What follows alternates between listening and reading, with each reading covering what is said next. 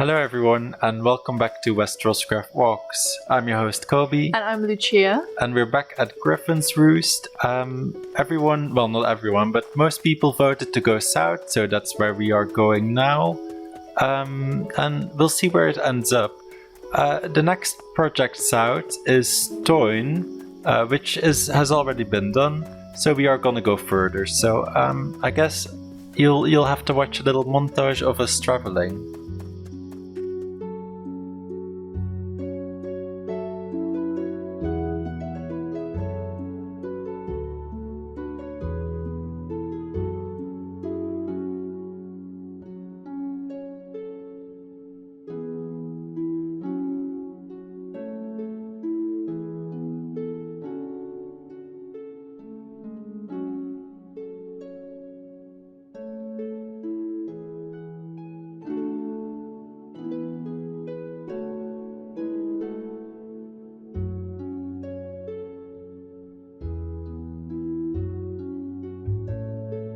So yeah, we're here in the forest. I believe this is still the Toyn lands, but Dutchguard didn't review this part of Toyn in his original video.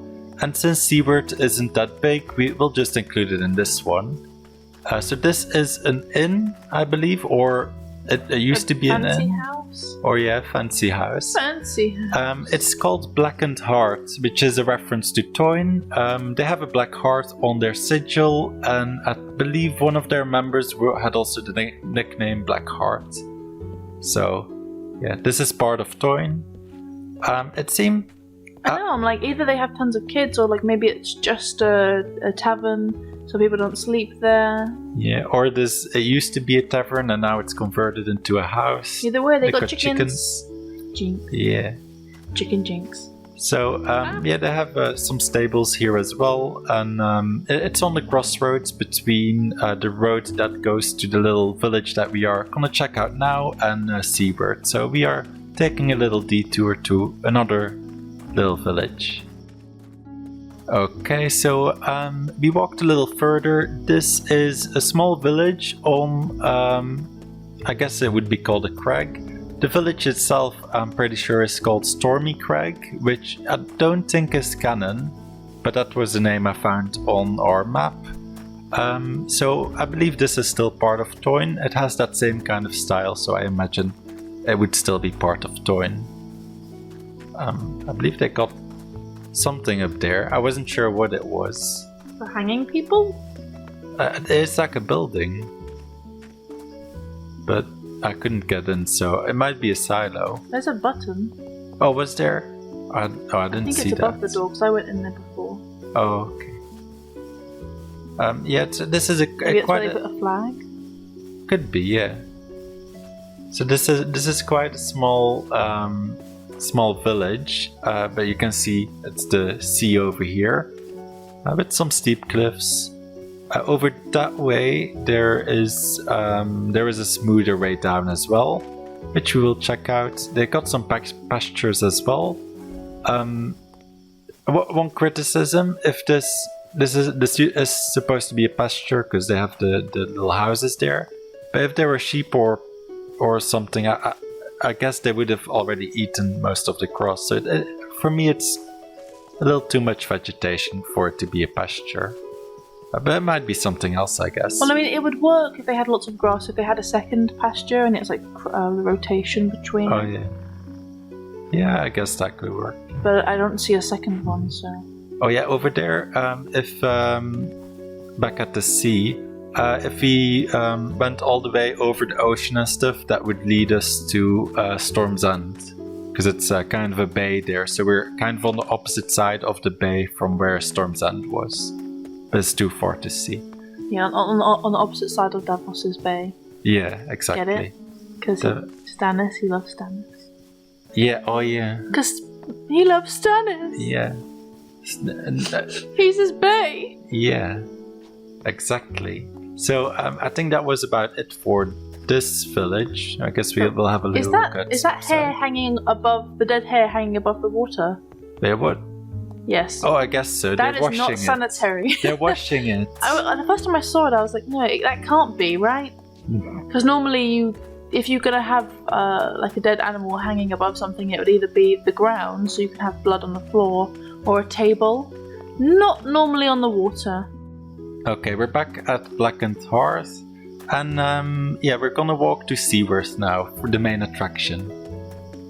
House Seaworth was actually founded in some places say 282, some places say 284, so around that. I think that's the difference between the show and the books, but I'm not sure.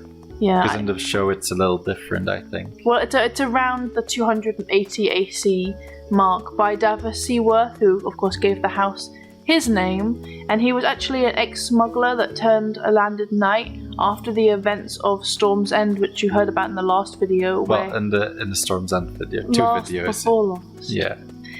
Where he actually smuggled a crate of onions in to save Stannis Baratheon and his army from starvation during a siege. And then Stannis rewarded Davos by bestowing him with a knighthood and with lands.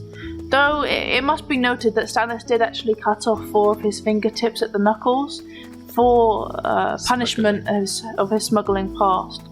But contrast to that, it could actually be said as a slight kindness was done to Davos by Stannis, as he only cut off the fingertips when normally it's customary to cut off the whole finger, so all 4 whole fingers, or even the whole hand, depending on how bad at smuggling you are.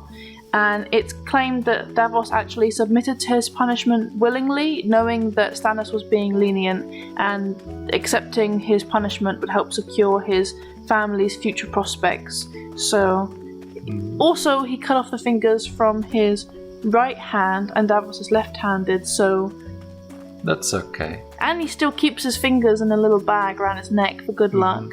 Exactly. So yeah. Kooky little onion knight. We had a little look at the castle from the outside now. They have quite nice houses here. I like the little sheds. They're quite nice. Also over here the beds are quite nice. It's like all the way up. Yeah, most of the time you tend to see in like small houses like this, they will be like a thatch bed.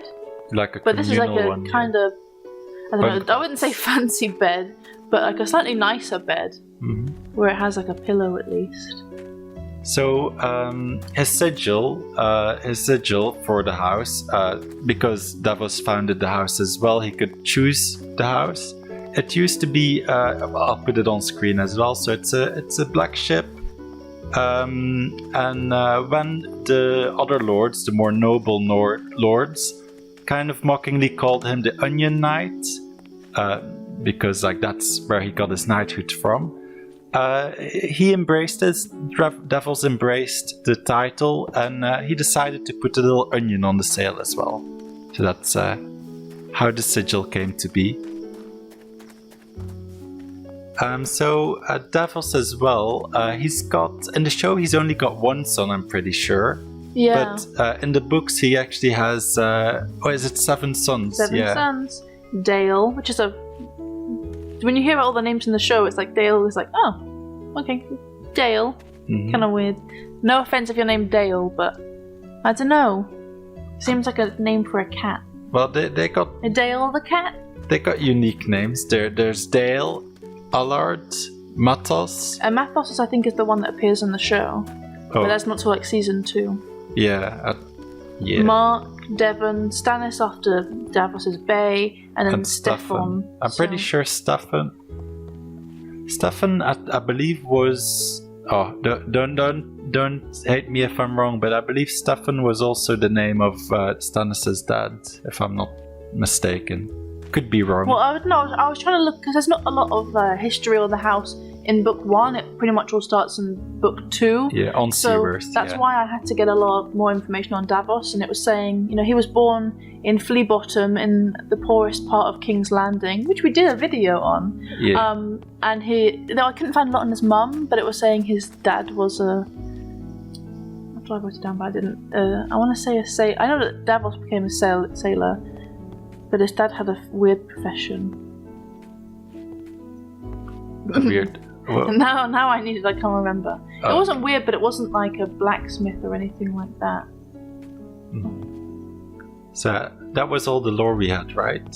Yeah, Are you looking it up? unfortunately, everything starts in like book 2, and as you guys remember, we can't, or we're not meant to, because the server and thus the videos are based in book 1, season 1. So stuff might happen with Davos or his family, or anyone else involved around him, but we can't talk about it. So we live in the past, in a good way. Yeah. So I believe some of his sons and his wife still live in this castle while he's away working for Stannis. So it's quite modest. I think one of his sons, I think it's Stefan, becomes a squire to Stannis. Yeah, could be. Yeah. Yeah, in the books he does, I'm pretty sure. Yeah. But yeah, we're almost at the end. But it was funny when I was going around the castle. I was like, where are they going to fit all these kids? Yeah. So I was like, probably some of them would be sent off to be wardens in other castles, kind of like how Ned and Robert were, and that's how they became friends. So it's probably like, we don't have space. Can someone take them off our hands? Yeah. If you want a little treat, if you want High Garden, I did a collab with one of my, well, I guess YouTube friends. I do some video editing for him on his second channel, but his main channel is a Minecraft channel, and we did a video on there with him. So that will be at the linked at the end of the video, or in the description as well. So if you want to see High Garden, people ask for that. It's not finished, but yeah, you can see what's happening in that video. Also for the poll, we got 2 options. We can either go back north again, basically the same option as last time. We can go back to Griffin's Roost, take that north road up, or we can go deeper in the Rainwood Forest, which is the forest that covers a lot of the Stormlands. We can go deeper in the forest and see what's hiding there. Thanks for watching. On screen now you can find a link to that video I mentioned before. You can also find a link to the playlist of WesterosCraft walks, and also a link to my personal channel if you want to check that out too.